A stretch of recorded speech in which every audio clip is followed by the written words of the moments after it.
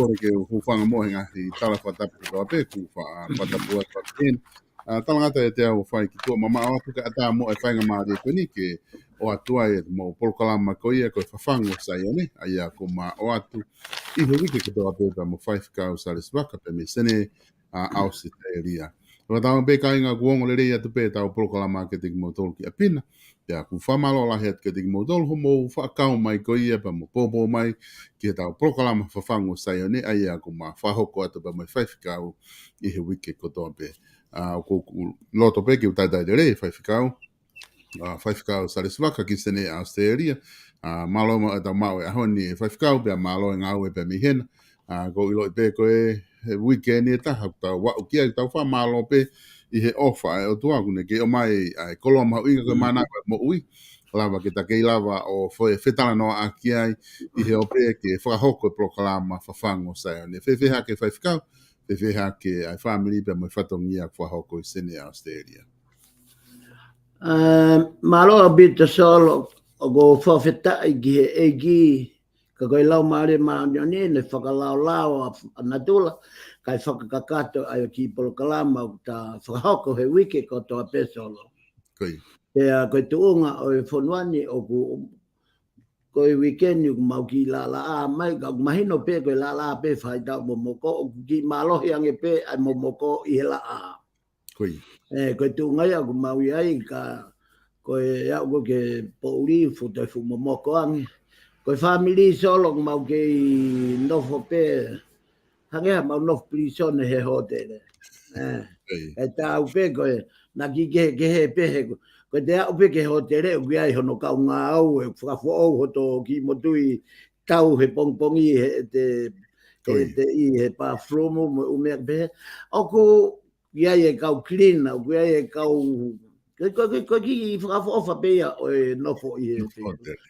Ka kono lau maari e ona kono whakama o popo koe nof prison e mo oni. Kai ta tau mo api ko api pe ma wai tau ataina solo ma o lelei pe ai hoa pe mo e whanau mo e whakamo kuna. Mana tui ko mau tolu ka toa ko foha pe o punofo malahe pe mo no hoa pe mo de ki whanau. Wau mo e fine matua fe fine o mau i he ho te reo whiunga mo toko hiwa o mau i ai. Tau mau ke nofo pe ai. Ka ko mea pe sai ai he ko ne hao pe foi claim tuange mai. Claim o ko kai ke to fuolo hange ko ho tau pure anga si ta pe ai mamania tonga pure anga fainga ta mo nge tuange mai ha offer o eni o ko lau miliona a fu fonuani state nima o ku eri tu hongo fulo tonga he state da ko ne pe ko ke confirm ha panga ke tuange kakai o foi lolo e hoa ua wha o si te luelu e peki tai a hiti he misini o ostuange mai. Ta kuhange talawe ki ai ko hina to e ta whamama wha ki e kolo aua mamani. Ka ko hinga ke tau sio loloto. Ki he tuunga e tohi tapu o kui kai ke te lava ki ta toi he ho ta maari e. E kai ke te lava ki ta ngā kato poto lolotonga ko ia tawako laka he tohi tapu ai otua. Mo ene folfola. Ka foki at solo malo. Mo ne au pito ko tui mahalo ko e ke ilo i ke mea be foki e whaifkau ko e aho moni te na e whakahawa e pota fe folau aki ko ki tonga. A ko tui ko ne awa ko ne e pota ko maha e vave au pito claim ia e pure i tonga tai ni mahalo ko te claim et begita mao he tai ko ngā ko awa e pota he tai ni pe ko alu e kakai o ko so hifo ke ngai family whaifkau e nau whei loki fie he malai wakapuna ko tu wai ngai family a ku tike ke nau whesio whaki na tolu ia in person e nau ola tu ko nau toki whesio whaki e alo atu ngai family nau whei loki ai ni i ko nau toki whoki e ki tonga o se futa ue fiha e nau mai a tuku wakama me behe ko tiko e tika taha ia e me a whawhie fia whaifikau ko lava ke awa e pota ka lava ke whai ai wholau ki tonga whaifkau ngari e ngari wawe o wholau ewa ki tonga whaifkau he tu koe ne awa e potape kai. Solo kupure pele la maria e gipe tene whakatara mai e hala. Mana tui ko au ai uloafi na uloafi whakahai visione ke ua huhu. Koia. Pea koe whanonga koe hange koe whiriuri waki koe ni koe ko whanonga ngai whakamatala whakatoke tā whakamamanilahi. Ai whakamatala e kau poto, mo e kau palofesa, mo e mea koe. O kui kai au pito ke iaha ne hu tonu ata ki e toi tapu. Katoa e ngai whakamahalo ko toa ia tangata. O kou tui he wholofola solo. Pe wawe mai, pe tuai mai, kai hoko mai. Pea hange pe koe ni solo. Na e osi viri mai hoa, pea viri mai mo e whanau. Tau te vitu ke whanau, ne whanau i fuki e murini. Viri, au pito pena toria ki whakamaloi ki mao huhu. Tau talange ki ai. E sai bea ki walo huhu. Ka kou tatari ko au e huhu whakamui mui. Ake uhinga koe ni, he ko au na e polo e whekau. Ka pauna e tala i au ke tala ki tonga ke oa e huhu a tonga. He kui kai koe pa lavea koe ni solo koe, aini o kui kai koe lavea koe ni hange koe ni koe tō tahaua pe nai mate, koe tō tahaua pe nai mate. Pea ko alu ke tau tutuku atu i kai. Tau e ua ke tau e tolu mei heni, o ku tō e lo maki o e mate koe kakai huhu atata. Sai, kau ato e fo imwhamoni koe ni. Koe toto he taimine e ngai kiri niki, ka pau e eke hanga tonu atuen ke kau tōke tā. o ku kai fia mau ha toto ia o ha toko tāna e huhu. O tu waki ka o ku whai he kirini ki ho mau eriani ki he ngai fia tongi toto hange koe kore toto ke whakamoui. Koe kore hakakai na i kai peke huhu. He koe kakai ko toa pena e huhu o osi uesia ia. Koe vave mai, koe tuai mai, koe moui foloa, moui nou, koe tolonga, koe mea kehe ia koe ki tau kau tau tolu ai. Pea kuhange koe ko au ko osi ma teu peke alu ki tonga. Ka kou tari ki he taimi e toku whakatama he gigi alu ai. Mola. Ko ti mahal ko mea ia ko se hifo ke he ngai fia mau koe ni he awa ai kau a whanua. Ko se hifo ko o fia mau wai be ngai fia mau ke ni ihu o suhu. Pea ku nau tari pe mo e kakai ko ku nei kai peke nau huhu ki nau tolu ia. Hange ko ke whatala noa ke nau tari pe nau toko se hifo mahalo ku nau quarantine ahonima. I tonga ka pau ke te huhu te alpeo quarantine ahonima. Pa te atare wa al koto api. Ka koe either way mahalo whaifikau ko tui koe poin kehe ia ai ka ku lava o whai wholau ki tonga he dai nimi he ihe awa ko ia ai po ta whaifikau Ko ia, ko osi o ia e toka taha o mawhenga o aki mei tonga. Toka taha ko ia na kuhanga o oange hoku kere fo i eka te au ki ai ke alo kumia hane mo ui. Pena kuhanga lewa o oange pe ohanga o whakapaanga ke alo toha ufi ai. Pea mea pango pe ko uhihe ko kata ko e tā mai whaifikau. Ko e tā maala ene ma uiha he uha e fu. Ko mea atu ke toko ua ko e ni, ko mea ko kau ngā whanonga ko e ni. Ko tui ko maa atu au. Ko e tō ko na e fu wakai i ko e na ko hui te kai ke whakato mala. Ka ko hinga tala noa pe he. Ko hinga tala noa pe he solo. Ko e ahoni, ko tau osi kuonga ta tolu ia e rea ai toi tabuia. E fau mai toi tabuia lau maari ma ni pe toki e utua hene kau poto whakawhie poto. He koe mea ko toa pe e tala he otua, he kai mui e otua i hatangata. E mui pe otua he ne mape, mo e ne palani ngā ue. Na koe hinga ia ko eta polokalama, ko eta hanga whakatau kanga pe, ta riri atu pe, na ia taimi, ko nau taut wharere whakau lelei, ta koe ngahi mea kātoka nini osi ia umai pe ia i ngahi mau whakaha, visione, ka koe hika na nau hanga kehe, ka ia nau taimi, ke nau tautu hifo fatu e fwoi whakau, ki ia nau mahalo mohu kia. Ka whawhoki ati solo malo? Koe. Ko ilo be whaifikau koe wike nima koe ni ko osi ko ta situ a mia e polokalama whafango SAIONE. Na tahanga omi ngahi whakaukau me ngahi whailea mahu inga au pito i he whanonga. Ai ana ta tala noa ki he lai wholofola ki he mooni. Ai na ta tala noa pe whakahoa ki he wholofola ko e hape mea o ku tala noa kia e wholofola. Ki kai koe tala noa me he kau politikare pe koe kau wako pe kato e ta whaaki ka koe tala noa me he wholofola na e nofua e ta polokalama. Ta o mai ki he lau e wholofola ki he tau tea. Ta o mai ki he tau ataina. Koe hae whamau to tonu he lau e wholofola. Wiki ko o sina ta tala noa i koe hae lau e wholofola ki he ofa. Pe kou tui mahalo koe ngahi kawe inga koe ni ngahi kawe inga mahu inga apito eni. Ihe anga e tau mo ui whakalotu, mo ui whakamolare, mo hafua e nofu whamili. Ko kutui mahalo i ahoni whaifikau te ta hoko atu ai polokalama, ko tui ko ai whehui mahu inga he ahoni to tonu ke whahawakai ki ai. Ko hae lau ai o tua ki he merino. Ko taha whuke ni ai kawenga mahu. Ko kawenga whamamani lahi e nia whaifikau. Ai tala noa ko ke merino, ko tui ko ngai whanua lahi muri.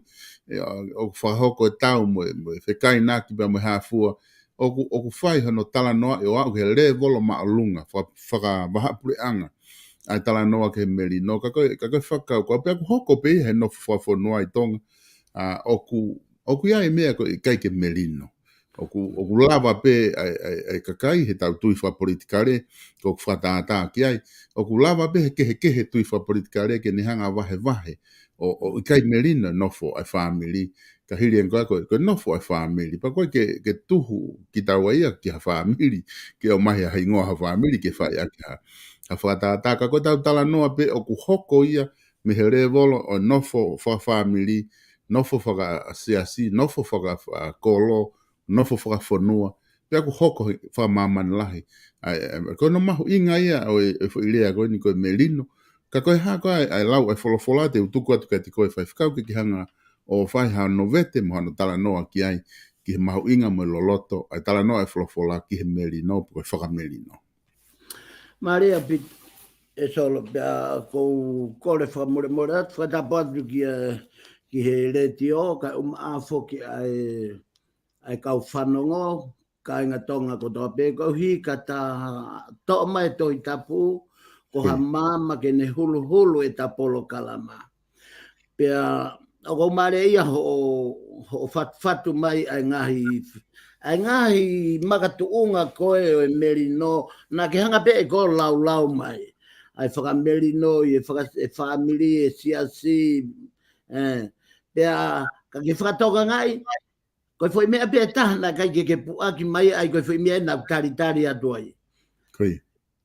Na ke lau e family, na ke lau e mea whakapolitikare, na ke lau mai ta whaaki koe ke pure anga mo vai pure anga ka nā ku whakaangonga tupe te ke o mai e uho e ta Polokalama koe hae lau ai otua. Aia e solo ku tau osi ihe kuonga whaka osi o ku hange o tua ia haki a ake pe ke tau pāpe ki he o tua pe tau tumo lere pe ko uhi ko ngahi merio e mama koe ni. Ka ko uhi ko e lau koe hange ko mea koe na koe uhi ngiai ke ta nofo he ka venga e meri no pe ko i mahalo i he lea whakapitania nau tolo mamange whakatamai ki he koe peace. Aia, koe whehui rewa, koe hae uhinga e fo i rea koe merino. Pea koe rea merino o kuia hi hono ngahi rea o nauhanga whotu whaka i mua o kuia hono kamata anga, pea kuia hono ngata anga, hange koe ni koe merino. O kuia hi fo i rea koe whaka merino.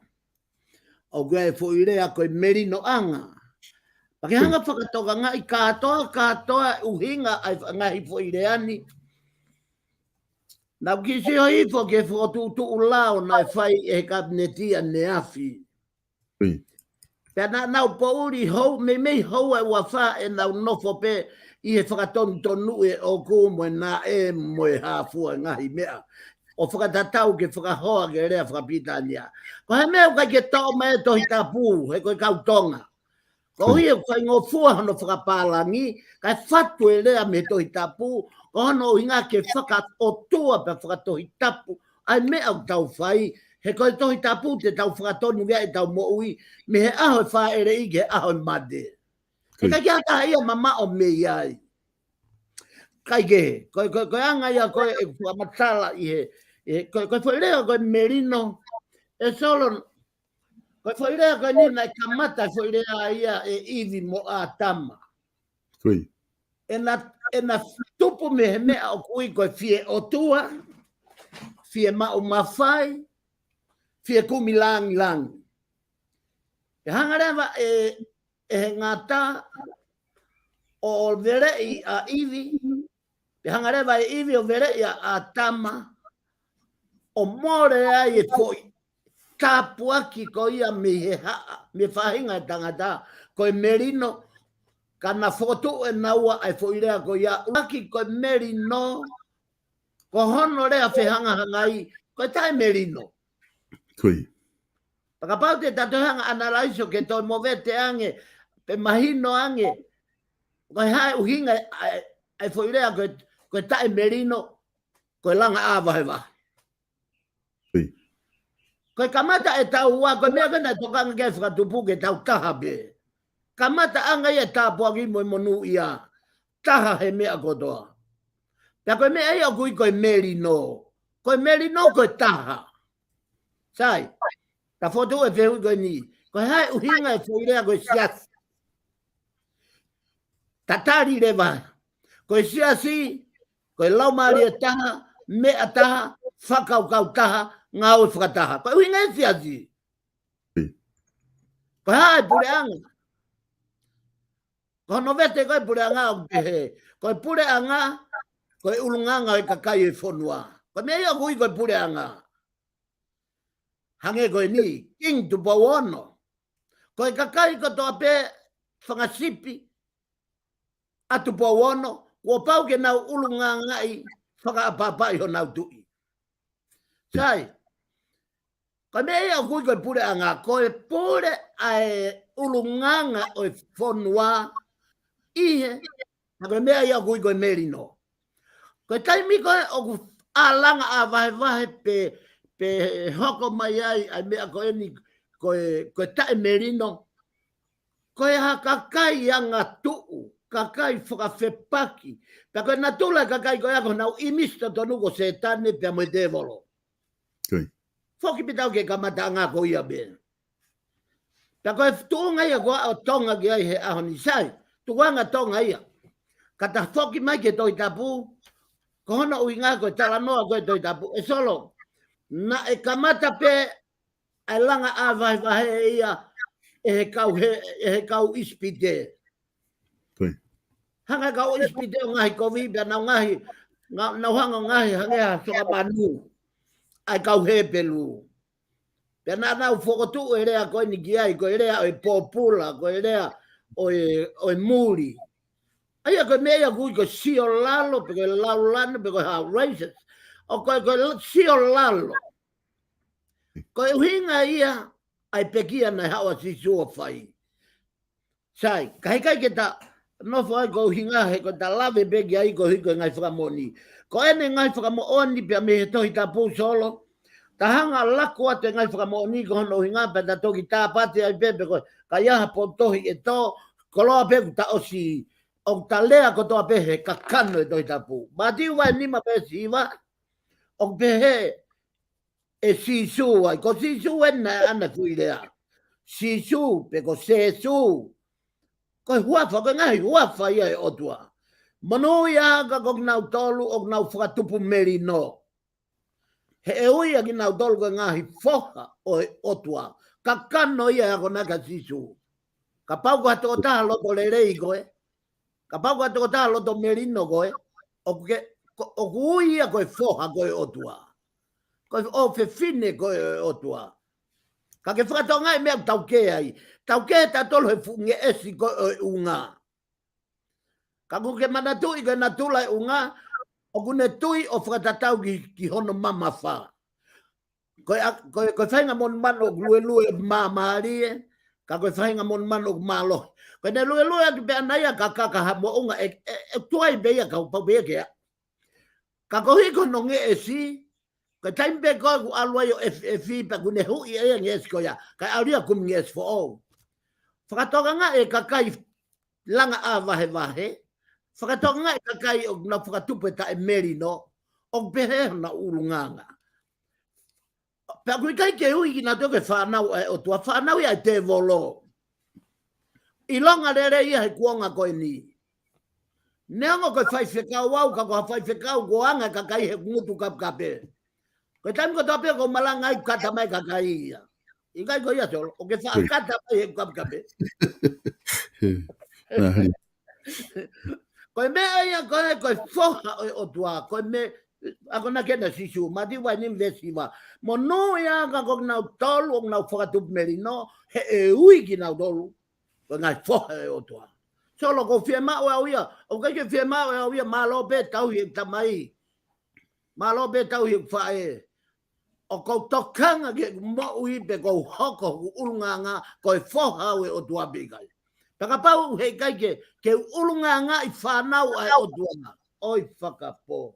Ko ha to le le te tau mau he mo ui. Ko le luke vai ua vesta fa solo. Ko gloria ke o tua i lang tau potu pe ko merino ki mamani ke kakai ko hoi fua ki au. Hi vaina ai kau angelo i he po ko na alo ia ya sisu I ai angkai o manu. Ko ki pio ka laf no ki ai kamata langa a vai ai. Ko na tula ka usiu ka ia ha ta po o pe ku ia fa e o ku ne fanau I ha pepe o ngai leva ki me kai o ui ko vei fua.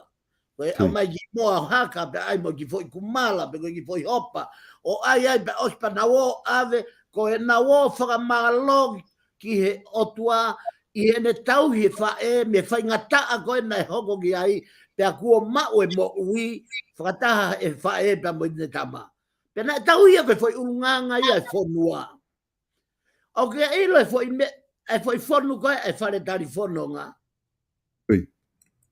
na e tonu ko na fanongo ku ia e fa siu ko ne fanau I hatama I ai angai manu o si ilo ko do e fa le telefono nga o si ilo ko do e ka security ka pa meti na tolu ko do be na ka ngau e fa le o si ilo ko do ka ke fie ngu ata ia ke alohiwa ko hinga ia na fata he o doa ia se ke kamata e taulanga a vai ya hangare vai o tu hi ka angelo ke na hawa ka angelo ia hiva yo ma oni ta ko hiva na fai he ka angelo ko hiva na fai ai na ko na ia luke vai o vestafa ko gloria ke o doa lang ta potu pe ko merino ki maman fratonga e fratuta ma ke foi vesi mo foi ia ko naki ko loloto foi fekau tala mai o wikai ko maman ko doa be ka ko ka kaibe e hoi fu kia o toa mai no leva ko sivi mama faia ko ka kaibe e finangalo o doa kia hoko vai ga no mi pa vai ono vesi wa no ke hanga I fofonga mai a siova kia te koe mo ne atu e melino Korena a Mosese. Kore a Mosese ke ka Sihova.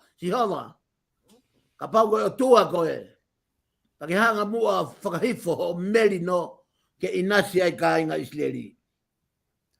Whakatonga I lewa. E fsova he ua vesta wha. He koho tau melino anga ia. Nane holoki aki hono kakano ai a wahe. Aia koe fe ite itangi pea moe whakakaanga yo lao. Wakai, ko tau natula ai koe langa a wahewa. Ko tau natula toto nu koe langa a wahewa.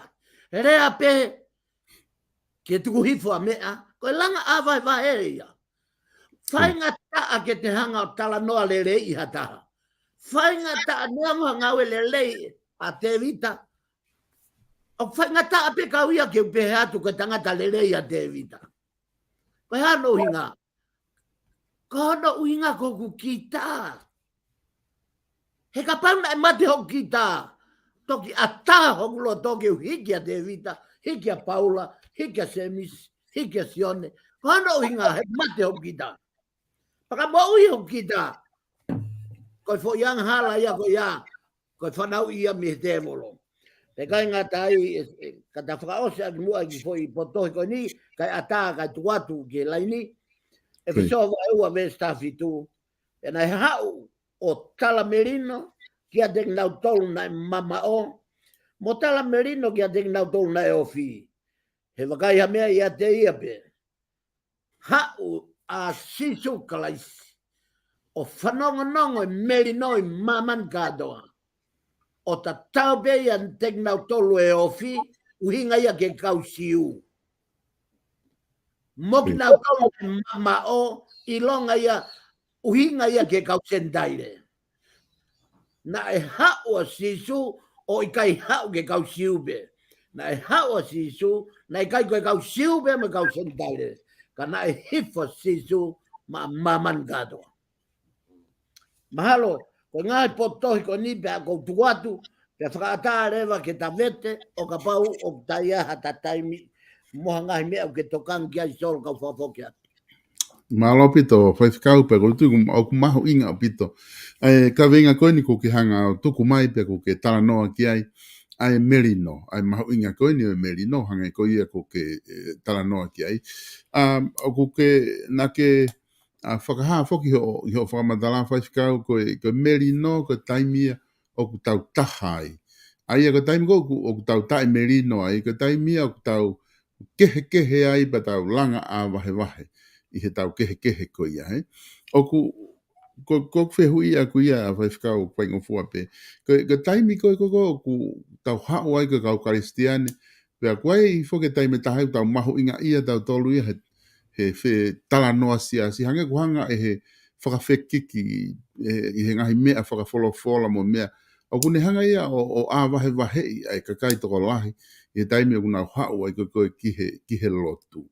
Koe e whaiwhikau koe ni tuu ko ia o ku e lava nai ke tau ui ai whahinga mo ui pehe o ku kai ke melino ai mo ui kuia neongo o ku tau whekumi ko toa pehe mo ui whakalotu ke tau wau kia sisu klaisi. Ke tau mao e meri. No ko taim ko tau lau sia i mo fe whawaha aki pe o kune hange ia tuku hifu ki tau tolu ke tau ta meri no whaifkau. E solo, kono whatu tāma ki he kai ko koe moau tuku hifo. Ko ia. Ka koe tau hanga tāma te e kōsperi. Ko ia. Hanga whakatonga i hange. He koe mea ia koe o ku he ai kakai he ahoni kai tau te whito ke kau karistiani. Hanga ko ho whehu i. Kua hoko e nia. E solo na ke manatu ke fo i visone. Tapuange mo o pē ko hi he mahino ka te au e ia e kakai he kake nau fu merie ia he kurea ko ni. Ka ko hi whakata ia he lau maria ke si pinga aki. Kui. I ho whehu i ko lave ke si. Na e omi whoke fo i visone aho taha fitu o novema wafma taha ki mua pe whai e whiri e ku whakautua sio ki a piveni piu kala.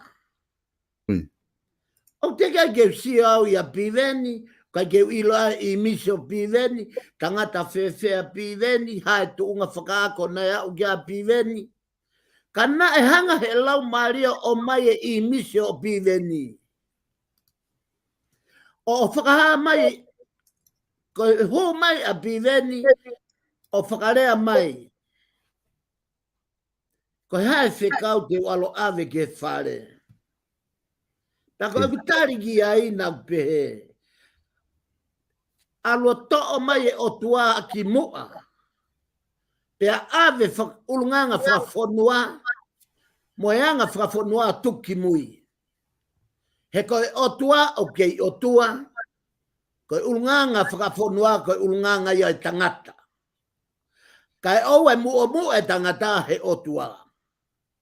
O kei mua pe o tua, o whakaongongo e tangata, ki he o tua, he koe o tua na ne ngau he tangata. Na kai ngau he tangata e o tua. Koe foi whekau ia, pia wafo ai. Pia wafo o whakama o opo e kusio. Koe whekau rewa nai uhinga ke mea koe ni, o uhinga e kurea aki. Koe tangata ente ne whai riu kawa lahi. Ka kukai koe riu kawa ia ko riu kawa tau. Koe tangata ente ne whakafoke whonua ke otua. Pea koe mea e o kui koe merino mo o ni. Ha tangata pehe. O kui koe tangata kogu ne tau kawe e tuku whonua, tau kawe ia tu pou uluaki, tau kawe ia pou ono. Koe tauhi ai tori mo oni. Koe mea ia kui koe langa awahe. Ai kakai o nau tau kawe ke laka ange mea o mamani he momo, he mea e otua. Koe nau ene otua utai ai he foi kawenga e honi, merino. Kui. E solo kau talate mea koe ni. Koe uhinga ia na e lokat e lau maare maa ni e whare lotu. I mama, koe ko tonga pe, maman kadoa. Nani hanga lokat whare lotu. Ake mahak koe ni. Whakamea pango ia pe ko hika kakai na uhinga. O kuna hanga o ngau ake folfola ke whaka uhinga. Ka kui kai ke nau whatu e folfola, pe to'o mai mo e to'u tangata, to'o mai mo e taimi, to'o mai mo e civilise, am mo e politikare, he koe o tua o e kakato. Koe mea ko toa pe utala e folfola, toho ange, hangange lie e fuawai ko na ta fa uhinga ki ai Oi.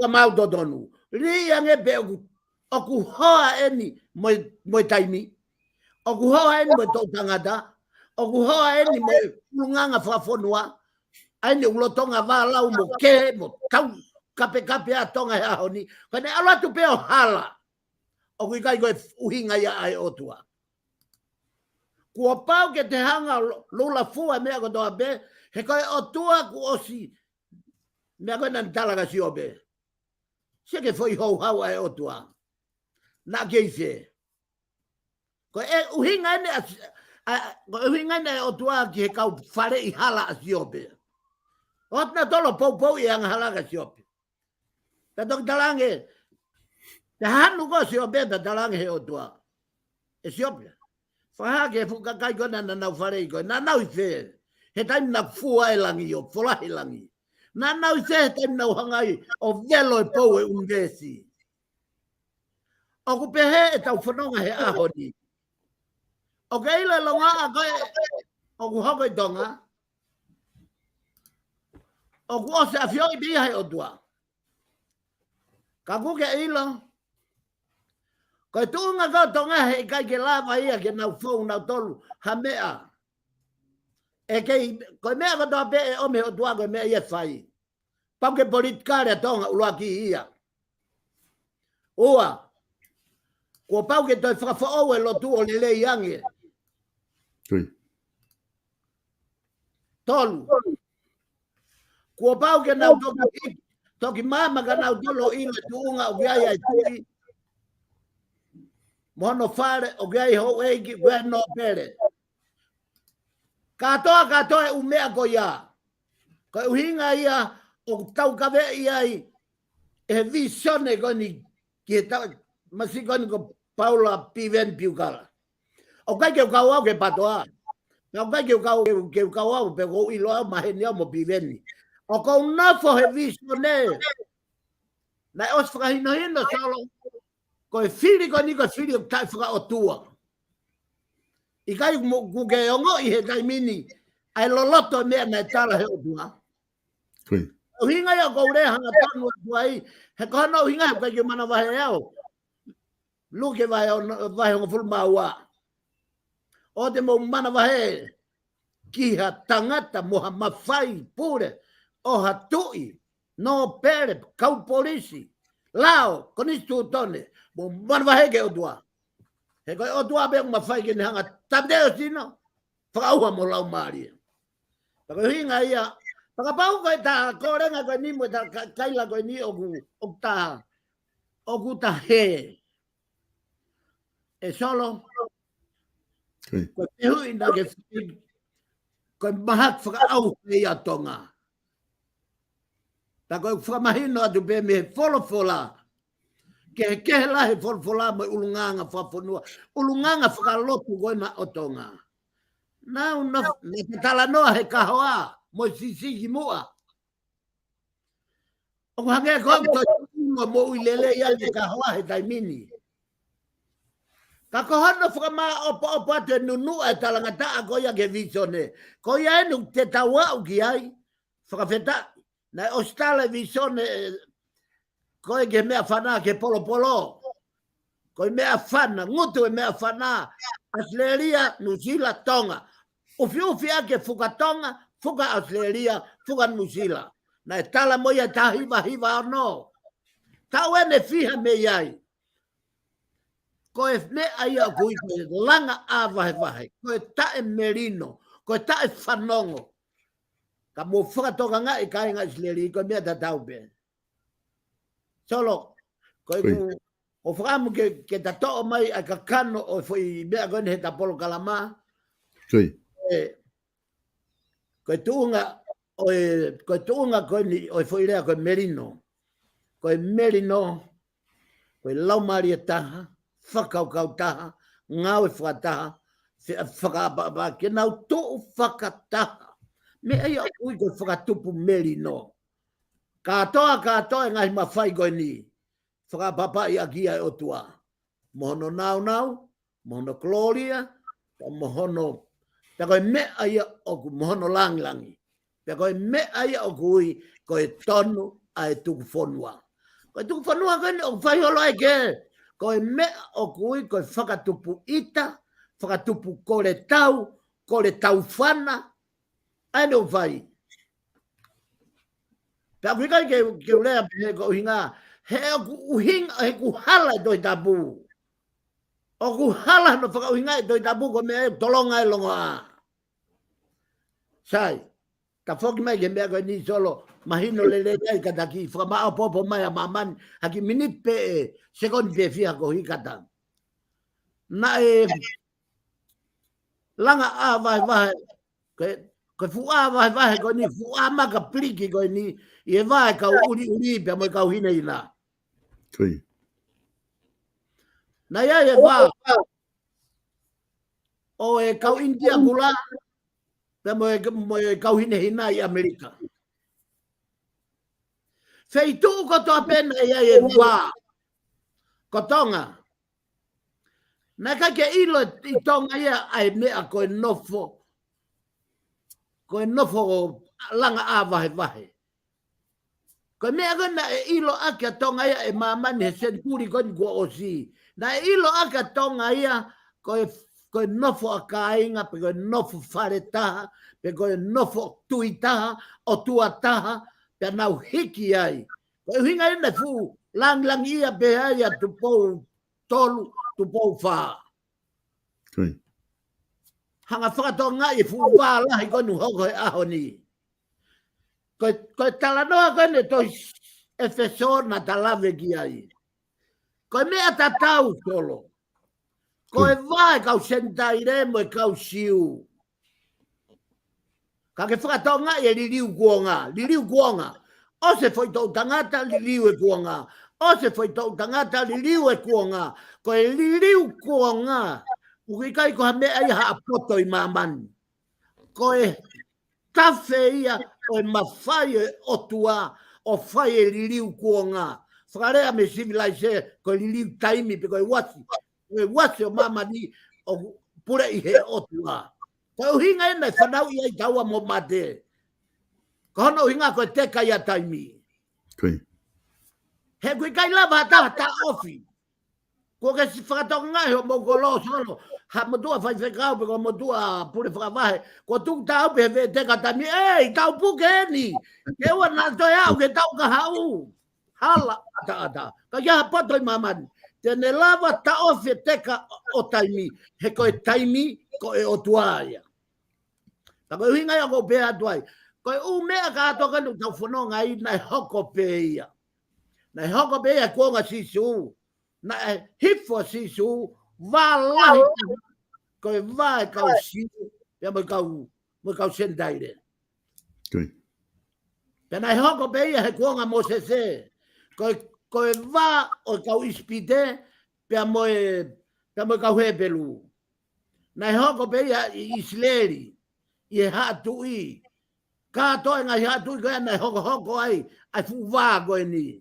Ko e hinga ia foi whakau hako nei whai i e fitu o wana ha ho mai ai ai to i go asilia ne ha whakau hako a islerio tak populai.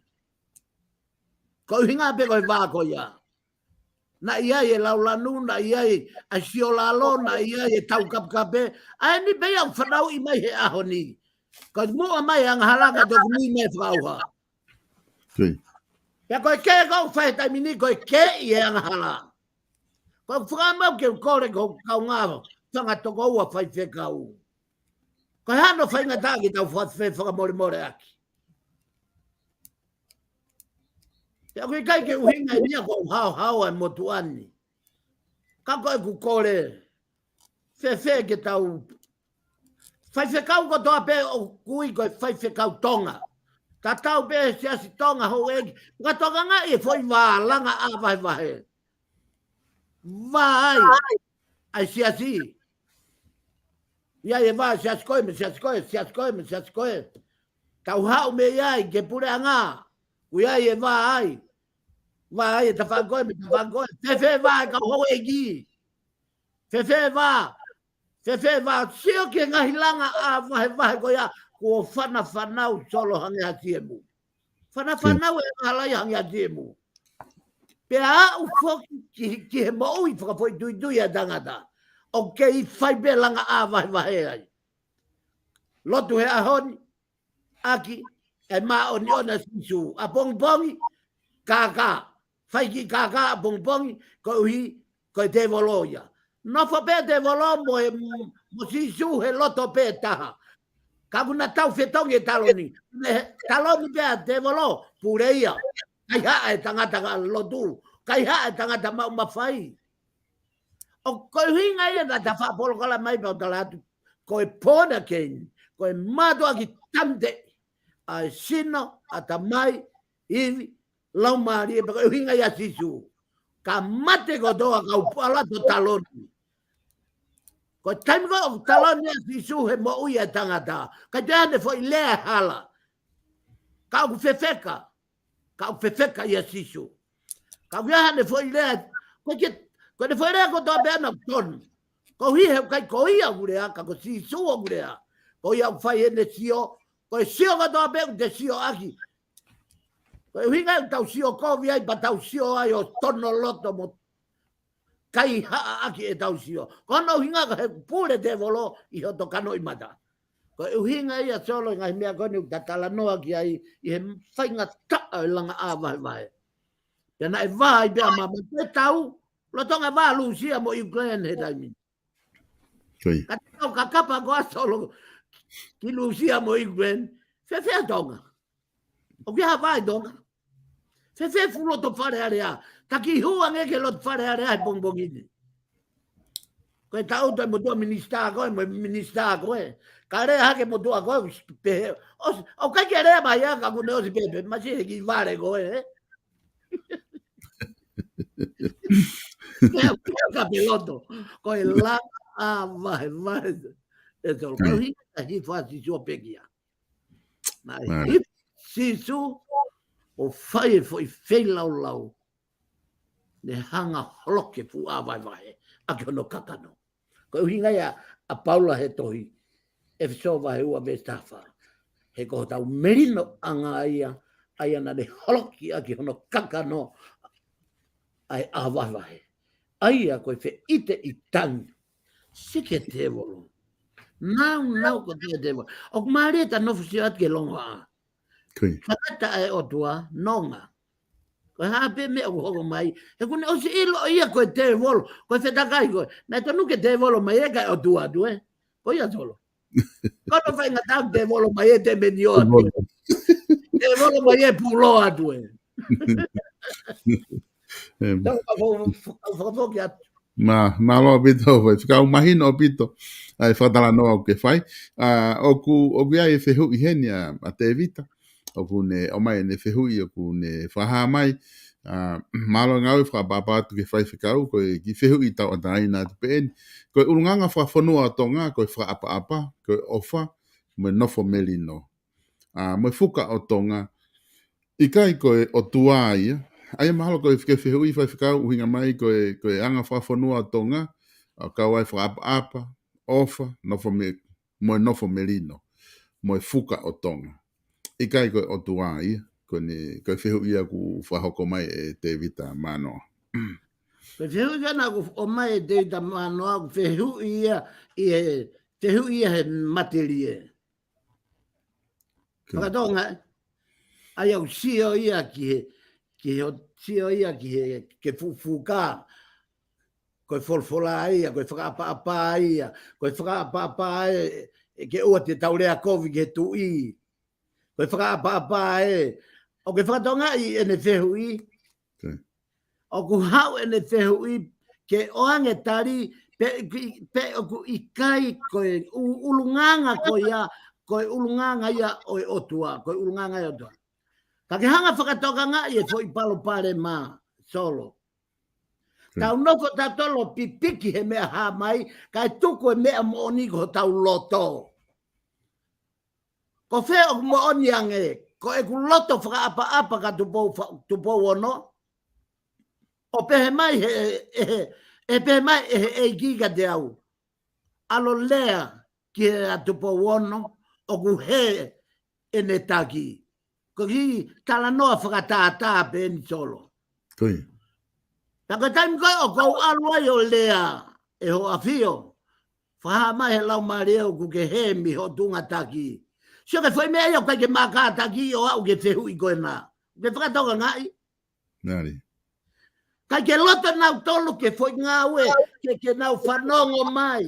Nau sio mai ako nau human being. Ke nau sio mai ako nau kakano. Sio mai ako nau tō. Panahanga na tolo whakatonu lea i panahanga na tolo whakaimisi ia koe. Koe mea ia kui, koe whakatau, koe mea ia kui, koe fie mea ke lea ke tui. Koe lau maari e otua ki ha lau maari. O pehe hanga ko neki koe e otua. Hei kai peke o vare peko tu atu a pulu peko a pupuaka u whanga whatapu o pea e ho a fio. I kai e alu i he imisi e otua me he imisi ke imisi. Lave ke ai apostolo. Tau lalaka pea me he keresi kie keresi. Keresi kie keresi. Pea aku ata tangata ko toa peo hau me avare. Ka aku hala tui alo lea ki ai. Te aku lau ai ho poini solo. Koe. Aku lau ho poini ho lea hanga ton. Ko uhi o ka pau ke ilo ki ai hataha. Taki. O whakatonga i bea ue ke he mawhai. Ko whanongo hipo sio ke tau ak whakauhinga he mawhai. E solo. Te tatuai whakasesere ta tohe ngau he kau whakauhinga. Tapu bea mo i lau maari maoni. Tau whoke tohi tapu. Ko hawenga na mawhai e whekau kia netane. Alo huki plus. O e tui Israeli. Pake alo lea ke tui. Kalange ki ai. O whiawaki. Ko hea no whaingata. Ko hea uki holo mui ai. Ko hui ko whakapapai hono tuunga. Ko e veve ia. Ko e mawhai mo e kakala nusi ko doa mei whaidoka. Ko hea mea utolonga. Ko ho whaidodonu. Ko merino. Ko kata ainu lere ai e ta polokalama. Ofa. Mooni. Kataki. Merino. Ko winga ta polokalama i ko toi tabu ia. Solo ka fofokat pe ko tari ko te ui pe kai. Koe. Malo apito whaifikau. Ko ilo i ku mahino apito ai whatala noa koni ki hanga o mai whaifikau. Ga goi ngā ko te watu pe whakau kau ko ni pake toki whama apo e pe whaifikau. Mo whaose pe ta polokalama ki ahon. I whakau kau ko ia ka pau o ku ko melino o ku maui e tau taha pe mo sisu klais pe mo otua ko sisu klaisi. I he mo ui whaka politikare o ku peko nofo he whanua o ku mau e merino i he no tauhi. I he taha no hanga hei kakai o tauhi e lao pe mo e tutu uni o mau ai merino ai. Ka koe whehui koko koe whakau kau koko o mai i he ahoni ke wha osta ke ta polokalama. Ka pau te tau nofo mau pe tau toluia o taha ia si sukalaisi. E whaifkau o ku ketui e te tau lava pe tau tolu o merino ai neongo koe haha whainga tuunga e tau kehe. Wha politikare pe tuunga wha whamiri. Ka pau e te tau nofo moonia si sukalaisi te tau lava pe tau tolu mau ai merino ai o lava pe ia o tukuange ngahi kehe koko tau uhinga e tau makehe e whaifkau.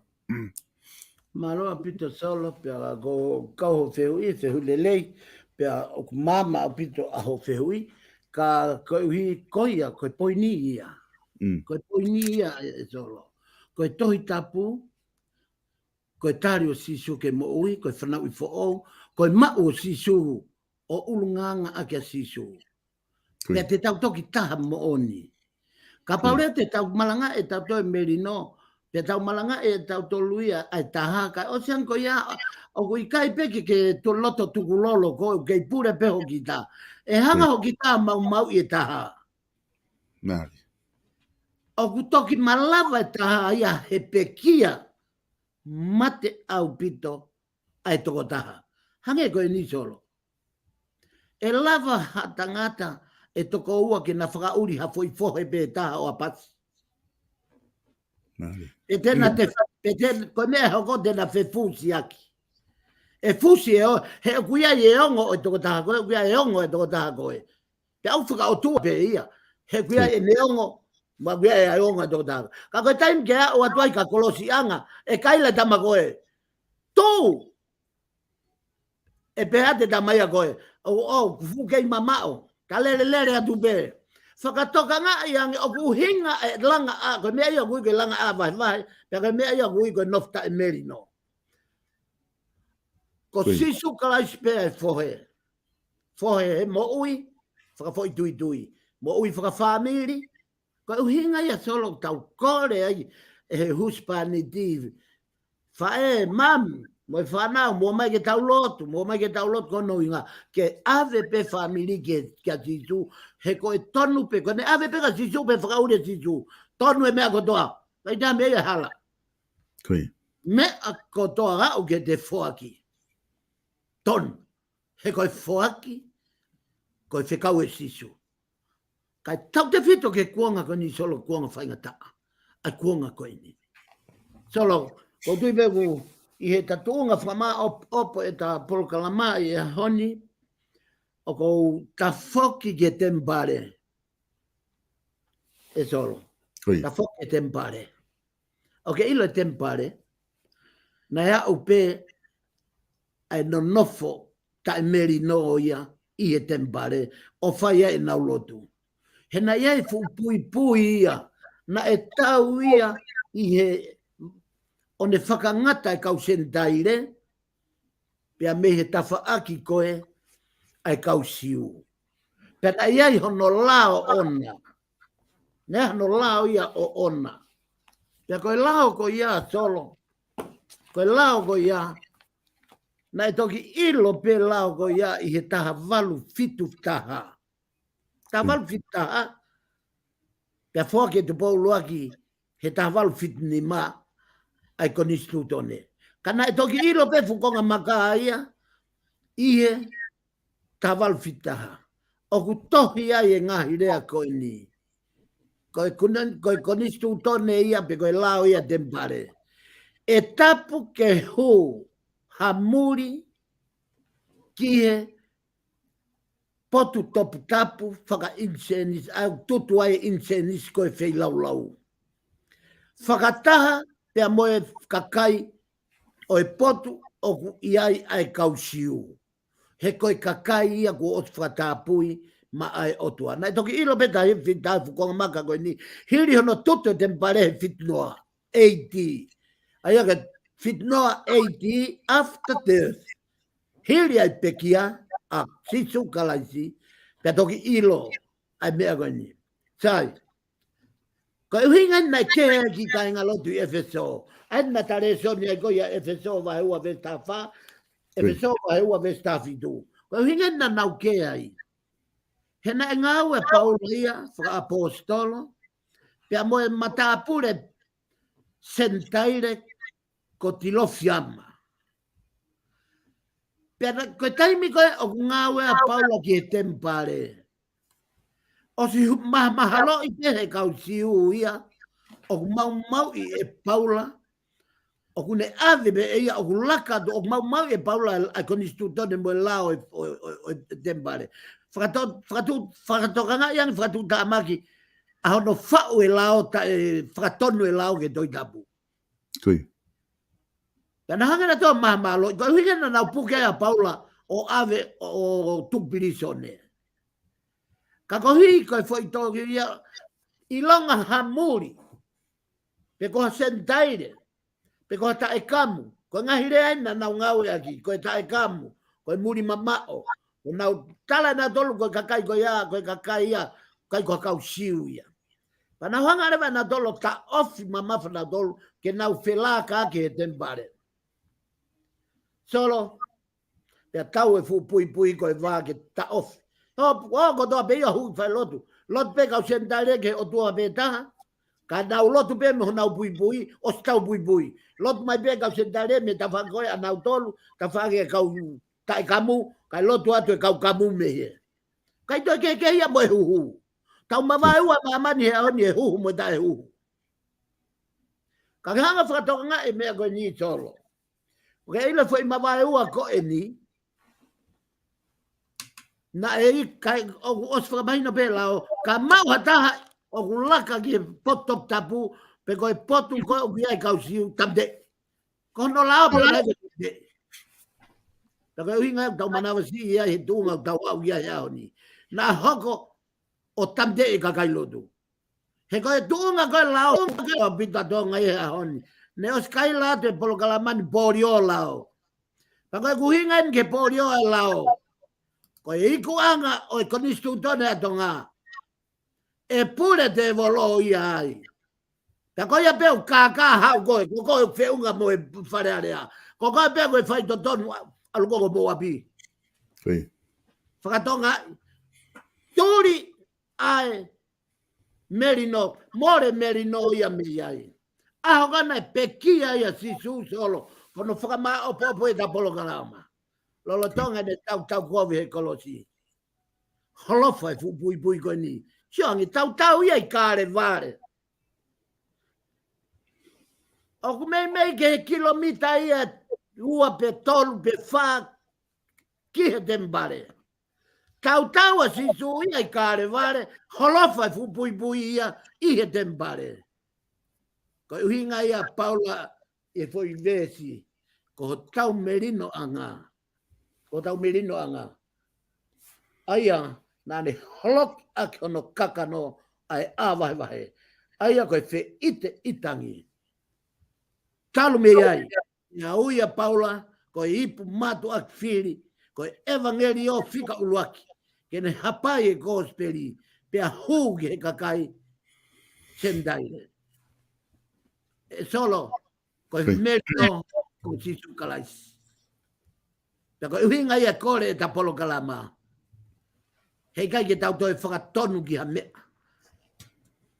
Tau whakatonu ki he toi tapu. O kai koe siasi. Hei koe palpare mana siasi na ki whehui mai ai solo.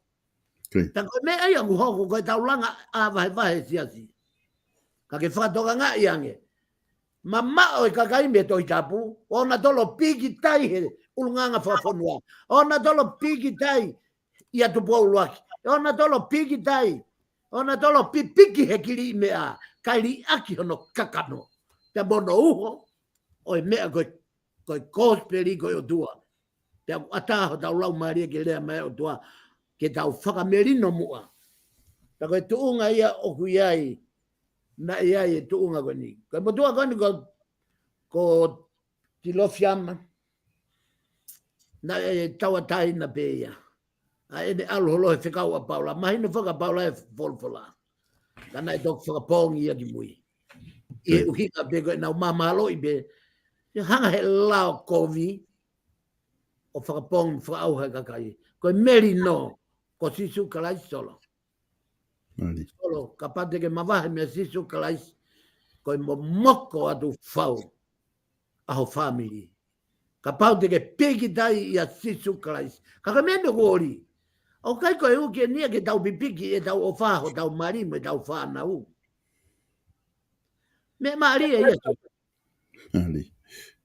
Tau ofalahi ange ia sisu, a hanga e sisu o whakapipiki o to wā mo to mari. Whakatoka ngai ange ngai mau hoko ngai whamiri o momoko e ofa.